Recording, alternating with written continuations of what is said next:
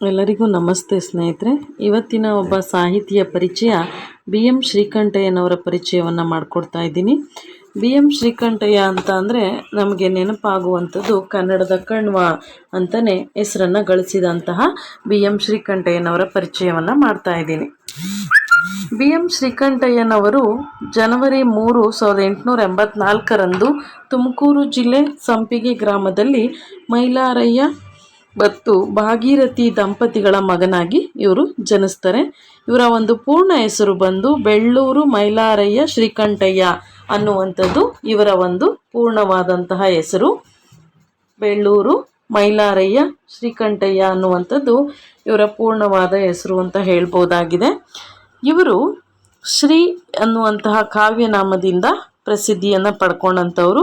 ಶ್ರೀ ಅನ್ನುವಂಥದ್ದು B M Shri ಅವರ ಕಾವ್ಯನಾಮ. ಇವರು ಬೆಂಗಳೂರಿನ ಸೆಂಟ್ರಲ್ ಕಾಲೇಜಿನಲ್ಲಿ BA ಪದವಿಯನ್ನು ಮುಗಿಸಿ ಮದ್ರಾಸ್ ವಿಶ್ವವಿದ್ಯಾನಿಲಯದಲ್ಲಿ BL ಮತ್ತು MA ವ್ಯಾಸಂಗವನ್ನು ಪೂರೈಸ್ತಾರೆ.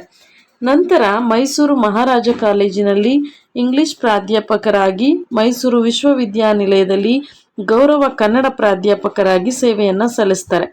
ಧಾರವಾಡದ ಕಲಾ ಕಾಲೇಜಿನಲ್ಲಿ ಪ್ರಾಂಶುಪಾಲರಾಗಿ ಕೂಡ ಇವರು ಕಾರ್ಯವನ್ನು ನಿರ್ವಹಿಸಿದ್ರು ಅಂತ ಹೇಳ್ಬೋದಾಗಿದೆ.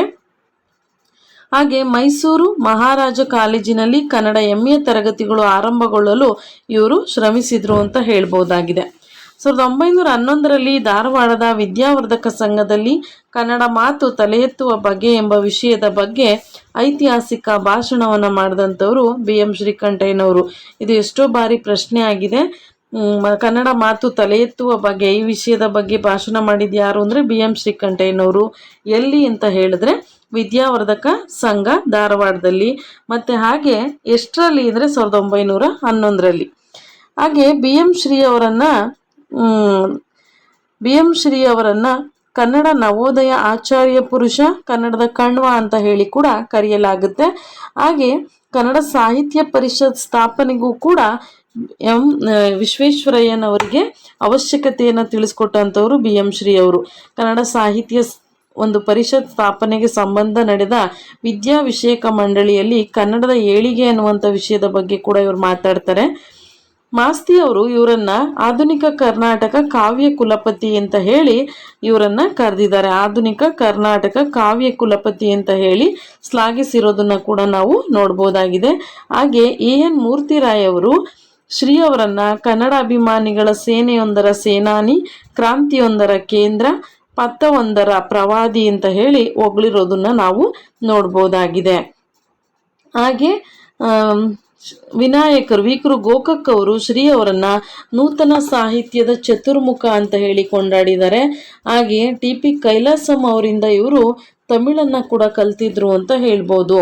ಬಿ ಎಂ ಶ್ರೀ ಅವರು ಮೈಸೂರು ವಿಶ್ವವಿದ್ಯಾನಿಲಯ ಗ್ರಂಥಮಾಲೆಯನ್ನು ಕೂಡ ಇವರು ಆರಂಭಿಸಿದ್ರು ಅಂತ ಹೇಳಲಾಗುತ್ತೆ. ಇನ್ನು ಇವರ ಕವನ ಸಂಕಲನಗಳನ್ನು ನಾವು ನೋಡೋದಾದರೆ ಇಂಗ್ಲಿಷ್ ಗೀತೆಗಳು ಅನ್ನುವಂತಹ ಕವನ ಸಂಕಲನ, ಇದು ಆಂಗ್ಲ ಕವಿತೆಗಳ ಕನ್ನಡ ಅನುವಾದ ಸಂಕಲನ. ಇದು ಬಿ ಎಂ ಶ್ರೀ ಅವರು ರಚಿಸಿದ ಪ್ರಥಮ ಕಾವ್ಯ ಸಂಕಲನ. 1921ರಲ್ಲಿ ಪ್ರಥಮ ಮುದ್ರಣವನ್ನು ಪಡ್ಕೊಳ್ಳುತ್ತೆ. ಆಗ ಇದರಲ್ಲಿ 12 ಪದ್ಯಗಳಿರ್ತವೆ. ಬೆಂಗಳೂರಿನ ಸೆಂಟ್ರಲ್ ಕಾಲೇಜಿನ ಕನ್ನಡ ಸಂಘ 1926ರಲ್ಲಿ ಪ್ರಕಟಿಸಿ ತೃತೀಯ ಆವೃತ್ತಿಯಲ್ಲಿ 60 ಪದ್ಯಗಳಿರ್ತವೆ. ಆದರೆ ಈಗ ಒಟ್ಟು 63 ಕವನಗಳು ಇದರಲ್ಲಿದ್ದಾವೆ. ಅವುಗಳಲ್ಲಿ 3 ಸ್ವತಂತ್ರ ಕವನಗಳು. ಕನ್ನಡ ನವೋದಯ ಸಾಹಿತ್ಯ ಪರಂಪರೆಯನ್ನು ಉದ್ಘಾಟಿಸಿದಂಥ ಕೃತಿ ಅಂದರೆ ಇಂಗ್ಲಿಷ್ ಗೀತೆಗಳು ಅಂತ ಹೇಳ್ಬೋದು. ಆಧುನಿಕ ಕನ್ನಡ ಸಾಹಿತ್ಯಕ್ಕೆ ನಾಂದಿ ಆಡಿದಂತಹ ಕೃತಿ ಅಂದರೆ ಇಂಗ್ಲಿಷ್ ಗೀತೆಗಳು. ಯುಗ ಪ್ರವರ್ತಕ ಕೃತಿ ಅಂದರೂ ಕೂಡ ಇಂಗ್ಲಿಷ್ ಗೀತೆಗಳು ಅಂತ ಹೇಳಿ ಹೇಳ್ಬೋದಾಗಿದೆ. ಇಲ್ಲಿ ಬಳಸಿರುವಂಥ ಕೆಲವು ಪದ್ಯಗಳು ಅನುವಾದ ಯಾವ್ಯಾವುದು ಅಂದರೆ ಅಡವಿ ಮರದಡಿಯಲ್ಲಿ ಅಂದರೆ ಇದು ಶೇಕ್ಸ್ಪಿಯರ್ನ under the green wood tree ಕವನದ ಅನುವಾದ. ಮುಪ್ಪು ಯೌವನ ಇದು ಶೇಕ್ಸ್ಪಿಯರ್ನ ಯೂತ್ ಅಂಡ್ ಏಜ್ ಕವನದ ಅನುವಾದ. ವಸಂತ ನಾಶ್ ಕವಿಯ ಸ್ಟ್ರಿಂಗ್ ಕವನದ ಅನುವಾದ. ಒಳೆಕರೆ ಅನ್ನುವಂಥದ್ದು ವರ್ಡ್ಸ್ವರ್ತ್ನ ರೈಟಿಂಗ್ ಮಾರ್ಚ್ ಕವನದ ಅನುವಾದ. ಮುದ್ದಿನ ಕುರಿಮರಿ ಇದು ವರ್ಡ್ಸ್ವರ್ತ್ನ ದಿ ಪೆಂಟ್ ಲ್ಯಾಂಬ್ ಅನ್ನುವಂಥದ್ದು. ಬಾನಾಡಿ ಶೆಲ್ಲಿಯ ಟು ಎ ಸ್ಕೈಲಾರ್ ಕವನದ ಅನುವಾದ ಇದು. ಹಾಗೆ ಇನ್ನು ಸುಮಾರು ಕವನಗಳನ್ನು ಇವರು ಬೇರೆ ಭಾಷೆಯಿಂದ ಕನ್ನಡಕ್ಕೆ ಅನುವಾದಿಸಿರುವಂಥದ್ದನ್ನು ನಾವು ನೋಡ್ಬೋದು. ಅದರಲ್ಲೂ ಹೆಚ್ಚಾಗಿ ಇಂಗ್ಲಿಷೇ ಹೆಚ್ಚಾಗಿ ಇವರು ಅನುವಾದಿಸಿರುವಂಥದ್ದನ್ನು ನಾವಿಲ್ಲಿ ನೋಡ್ಬೋದಾಗಿದೆ. ಇನ್ನು ಇವರ 3 ಸ್ವತಂತ್ರ ಕವನಗಳಿದಾವೆ ಅಂತ ಹೇಳಿದ್ನಲ್ಲ.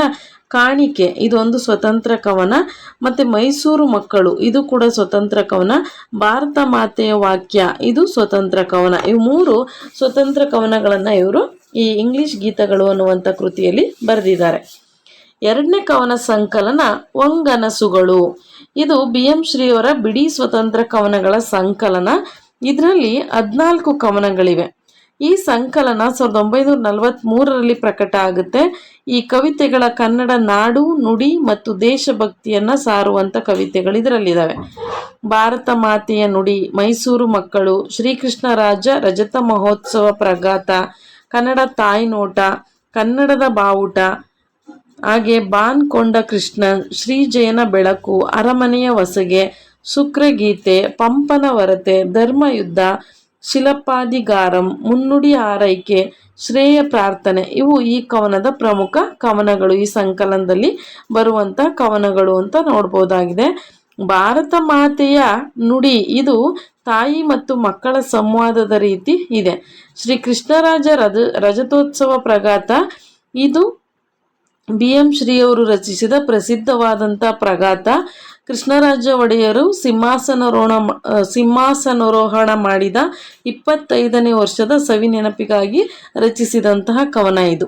ಇನ್ನು ಆರೈಕೆ ಇದು ಮದ್ರಾಸ್ ನಗರದಲ್ಲಿ ಜರುಗಿದ 29ನೇ ಕನ್ನಡ ಸಾಹಿತ್ಯ ಸಮ್ಮೇಳನಕ್ಕೆ ಕಳಿಸಿದ ಕವನ.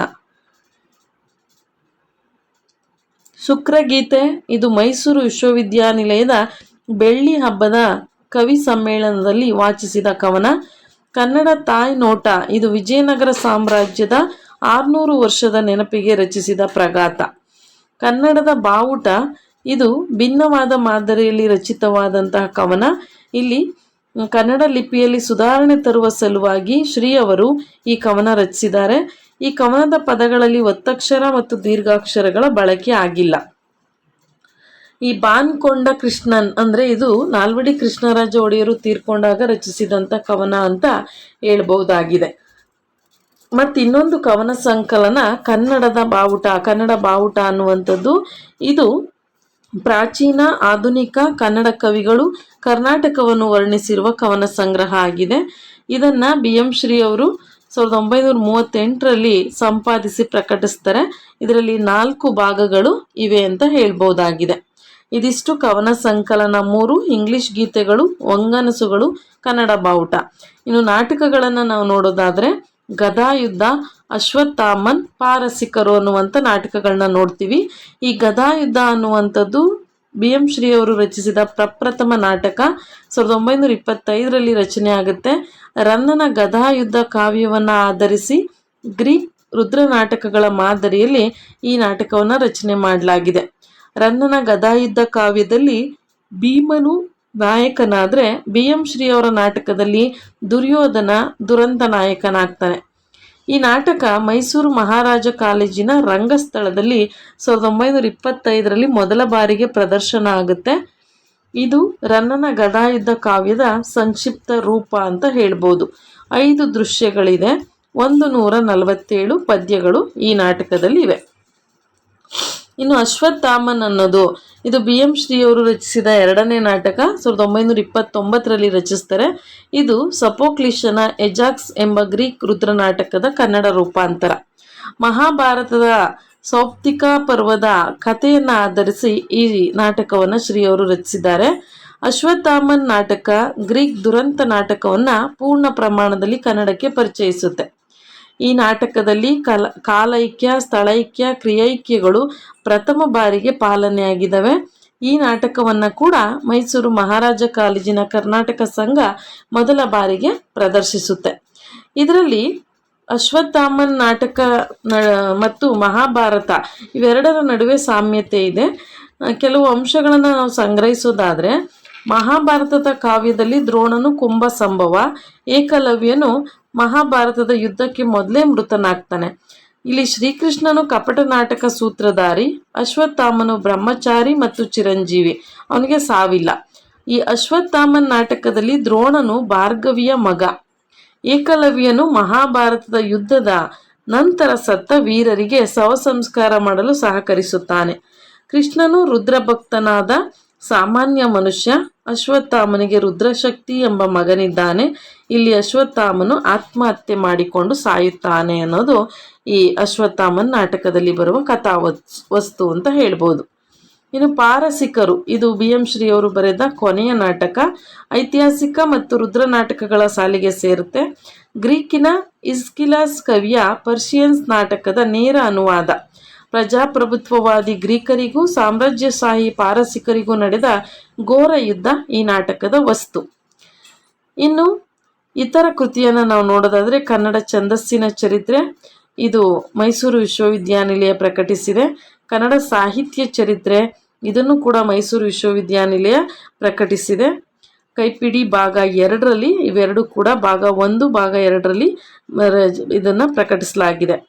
ಇನ್ನು ಕನ್ನಡಿಗರಿಗೆ ಒಳ್ಳೆಯ ಸಾಹಿತ್ಯ ಅನ್ನೋದನ್ನು ಕೂಡ ಇವರು ರಚಿಸಿದ್ದಾರೆ. ಇನ್ನು ಕರುಣಾಳು ಬಾ ಬೆಳಕೆ ಮುಸುಕಿದಿ ಮಬ್ಬಿನಲ್ಲಿ ಕೈ ಹಿಡಿದು ನಡೆಸೆನನು, ಇದು ಪ್ರಮುಖವಾದ ಸಾಲು BM ಶ್ರೀ ಅವರ ಕವನದಲ್ಲಿ ಇರುವಂಥದ್ದು. ಹಾಗೆ ಸಿರಿಗನ್ನಡಂ ಗೆಲ್ಗೆ ಬಾಳ್ಗೆ, ಕನ್ನಡ ತಾಯಿ ಗೆಲ್ಗೆ ಬಾಳ್ಗೆ, ಇದು ಕನ್ನಡ ತಾಯಿಯ ನೋಟ ಅನ್ನುವಂಥದ್ರಲ್ಲಿ ಬರುವಂಥ ಸಾಲು. ಇವಳ ಸೊಬಗನವಳು ತೊಟ್ಟು ನೋಡ ಬಯಸಿದೆ, ಅವಳ ತೊಡಿಗೆ ಇವಳಿಗಿಟ್ಟು ಆಡ ಬಯಸಿದೆ, ಇದು ಕಾಣಿಕೆಯಲ್ಲಿ ಬರುತ್ತೆ. ಮೊದಲ ತಾಯ ಹಾಲ ಕುಡಿದು ಲಲ್ಲೆಯಿಂದ ತೊದಲ ನುಡಿದು, ಇದು ಕೂಡ ಕಾಣಿಕೆ ಪದ್ಯದ್ದು. ಕನ್ನಡ ನುಡಿ ನಮ್ಮ ಹೆಣ್ಣು, ನಮ್ಮ ತೋಟದಿನಿಯ ಹಣ್ಣು, ಇದು ಕೂಡ ಕಾಣಿಕೆಯಲ್ಲಿ ಬರುವಂಥದ್ದು. ಅನಾಥೆ ಇವಳಿನ್ನೊಬ್ಬಳಿ ಜನ್ಮ ರೋಸಿ, ವೇದನೆಯನ್ನು ತಾಳದೆ ಮುಳುಗಿದಳು ಒಳಗೆ ಅನ್ನೋದು ದುಃಖ ಸೇತು ಅನ್ನುವಂತಹ ಕವನದಲ್ಲಿ ಬರುವಂಥದ್ದು ಅಂತ ಹೇಳ್ಬೋದು. ಇನ್ನು ಇವ್ರ ಬಗ್ಗೆ ಇನ್ನಿತರ ವಿಚಾರ ನೋಡೋದಾದರೆ, ಇವರು ಯಾವುದೇ ಸುನೀತಗಳನ್ನು ರಚಿಸಿಲ್ಲ. ಪ್ರಘಾತವನ್ನು ರಚಿಸಿದಂಥದ್ರಲ್ಲಿ ಮೊದಲಿಗರು ಇವರು. ಹಾಗೆ ಮೊಟ್ಟ ಮೊದಲ ಕಥನ ಕವನ ರಚಿಸಿದ್ದಾರೆ, ಕಾರಿ ಹೆಗ್ಗಡೆಯ ಮಗಳು ಅನ್ನುವಂಥದ್ದನ್ನು. ಇನ್ನು ತನ್ನ ಹೆಂಡತಿ ನೆನಪಿನಲ್ಲಿ ಧನುಷ್ ಕೋಟಿ ಎಂಬ ಇಂಗ್ಲಿಷ್ ಕವನವನ್ನು ಕೂಡ ಇವರು ಬರೆದಿದ್ದಾರೆ ಅಂತ ಹೇಳ್ಬೋದಾಗಿದೆ.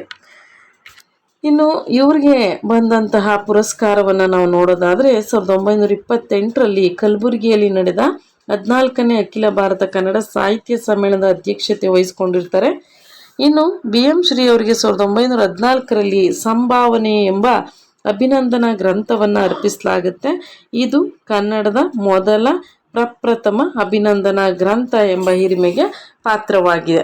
ಹಾಗೆ ಮೈಸೂರು ಮಹಾರಾಜರು 1938ರಲ್ಲಿ BM ಶ್ರೀ ಅವರಿಗೆ ರಾಜ ಸೇವಾಸಕ್ತ ಅನ್ನುವಂತಹ ಬಿರುದನ್ನು ನೀಡಿ ಗೌರವಿಸಿದ್ದಾರೆ ಅಂತ ಹೇಳ್ಬೋದು. ಇದಿಷ್ಟು ಕೂಡ BM ಶ್ರೀ ಅವರ ಒಂದು ಪರಿಚಯ. ಒಂದಲ್ಲ ಒಂದು ಪ್ರಶ್ನೆ BM ಶ್ರೀ ಅವರ ಬಗ್ಗೆ ಇದ್ದೇ ಇರುತ್ತೆ. ಹಾಗಾಗಿ ನಾವು ಬಹಳ ಎಚ್ಚರಿಕೆಯಿಂದ ಅವರ ಬಗ್ಗೆ ತಿಳ್ಕೊಳ್ಳುವಂಥದ್ದು ಇದೆ. ಕನ್ನಡದ ಕಣ್ವ BM ಶ್ರೀ, ಕನ್ನಡ ನವೋದಯದ ಆಚಾರ್ಯ ಪುರುಷ, ಹಾಗೆ ಆಧುನಿಕ ಕನ್ನಡ ಕಾವ್ಯ ಕುಲಪತಿ, ಹೀಗೆ ಹಲವಾರು ಹೆಸರುಗಳನ್ನು ಪಡ್ಕೊಂಡಂಥವ್ರು BM ಶ್ರೀ ಅವರು ಅಂತ ಹೇಳ್ಬೋದು. ಇವರ ಇಷ್ಟು ಪರಿಚಯವನ್ನು ಇವತ್ತು ತಿಳಿಸಿದ್ದೀನಿ. ಮುಂದಿನ ವಿಡಿಯೋದಲ್ಲಿ ಮತ್ತೊಬ್ಬ ಸಾಹಿತಿಯ ಬಗ್ಗೆ ತಿಳಿಸ್ತೀನಿ. ಧನ್ಯವಾದ.